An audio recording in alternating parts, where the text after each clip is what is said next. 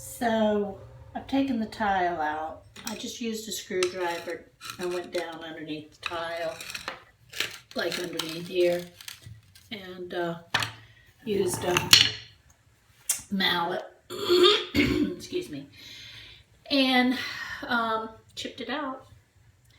I did break a piece of the wall molding, but like I said, I'm thinking of putting a wood stained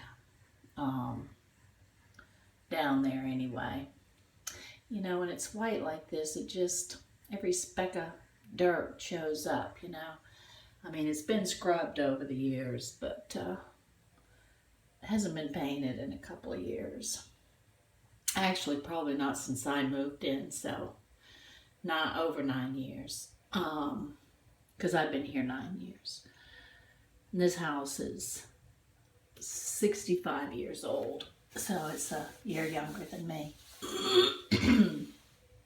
Anyway, if I ever wanted to know what was down there, I guess I now know. Now I've got to figure out, oh, well, not figure out, now I got to start drilling through the slab, so that's coming up next.